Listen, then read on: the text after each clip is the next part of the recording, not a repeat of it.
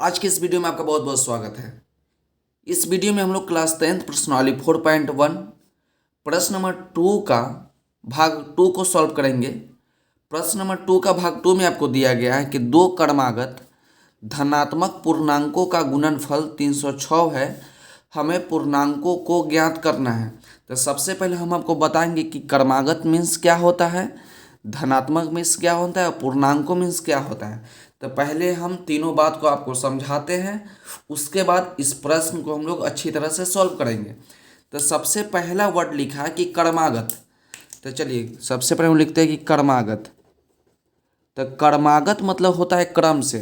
क्या लिखा है कि क्रमागत, क्रमागत मतलब क्या होता है, क्रम से।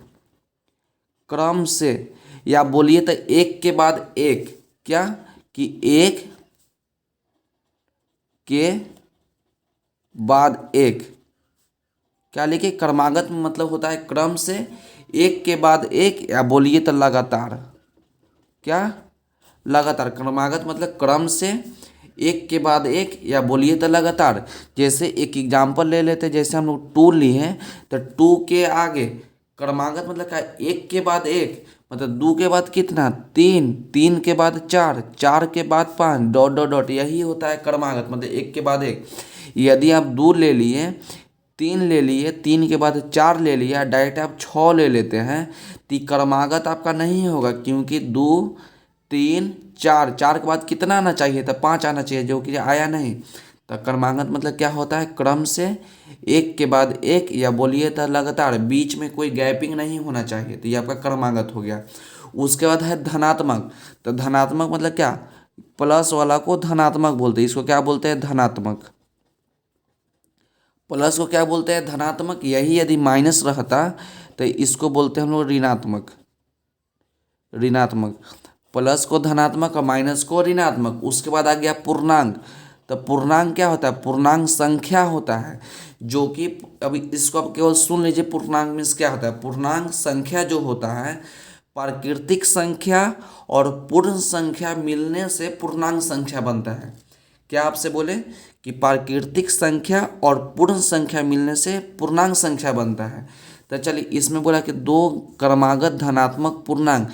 तो पहला धनात्मक पूर्णांक, तो दो को माना है, तो पहला धनात्मक पूर्णांक यदि हम लोग x मान लेते हैं, तो दो क्रमागत ना, तो पहला x मानेंगे तो दूसरा कितना मानना पड़ेगा, हमको x+1 मानना पड़ेगा। तीसरा क्या होगा, x+2 होगा। उसी प्रकार चौथा आपका x+4 होगा। तो चलिए हम लोग अब इसका प्रश्न को सॉल्व करते हैं। क्या करते हैं, प्रश्न को सॉल्व करते हैं। तो बोला कि दो क्रमागत धनात्मक पूर्णांकों का गुणनफल 306 है। तो हमें पूर्णांक को ज्ञात कीजिए।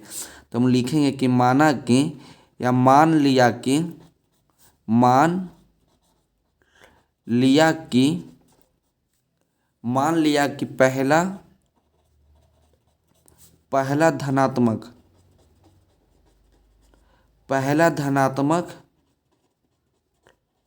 पूर्णांक संख्या, क्या इसको लेट कर लिए, पहला धनात्मक पूर्णांक संख्या को x लेट कर लिए, पहला धनात्मक पूर्णांक संख्या को x लेट कर लिए, और दूसरा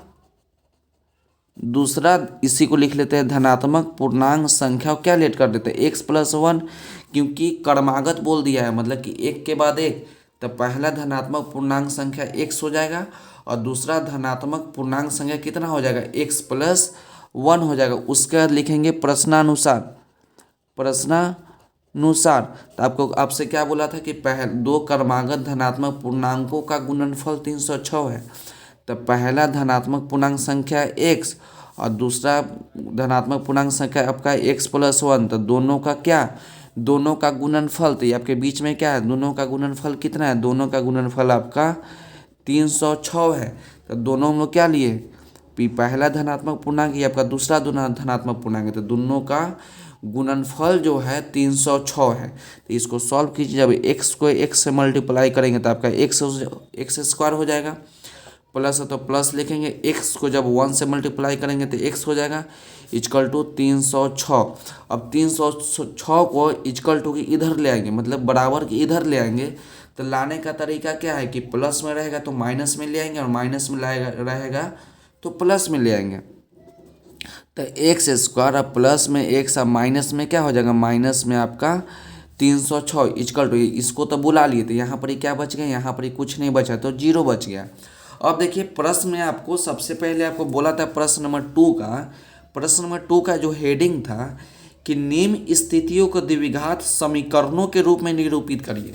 ये आपका क्या होगा, द्विघात समीकरण के रूप में। तो यही ना आपका द्विघात समीकरण है, क्योंकि देखिए आपको समझा देते हैं कि द्विघात समीकरण का ये आपका इतना आंसर हो गया, आपका यहीं पर ही इसको समाप्त हो गया। तो आपको हम समझाते हैं कि द्विघात समीकरण का जो व्यापक रूप होता है कि a x square plus b x plus c equal to zero, क्या है, द्विघात समीकरण का व्यापक रूप। तो देखिए ए एक्स स्क्वायर, तो एक्स स्क्वायर है ना, ए के जगह पर कोई संख्या, बी के जगह पर कोई संख्या और सी के जगह पर कोई संख्या हो सकता है, तो एक्स स्क्वायर आ गया। उसके बाद देखते हैं कि एक्स आ गया, तो इसके बीच में इसके बगल में कुछ गुणांक नहीं था, वन है, इसके बगल में कुछ गुणांक नहीं था, वन है, तो एक्स स्क्वायर आ गया, प्लस आ गया तो प्लस आ गया, एक्स हो गया, और सी के जगह पर कुछ भी संख्या हो सकता है, प्लस में भी हो सकता है, माइनस में भी हो सकता है, ए बी सी की जगह पर भी प्लस माइनस में हो सकता है, कोई अंतर नहीं। तो आपका हो गया x square plus x minus 6 equal to zero. तो यही आपका क्या है, यही आपका द्विघात समीकरण हो गया, यही आपका आंसर हो गया। तो आज के वीडियो के लिए बस इतना ही, मिलता है अगले वीडियो में। अगर वीडियो अच्छी लगी हो तो चैनल को लाइक सब्सक्राइब और शेयर जरूर करें।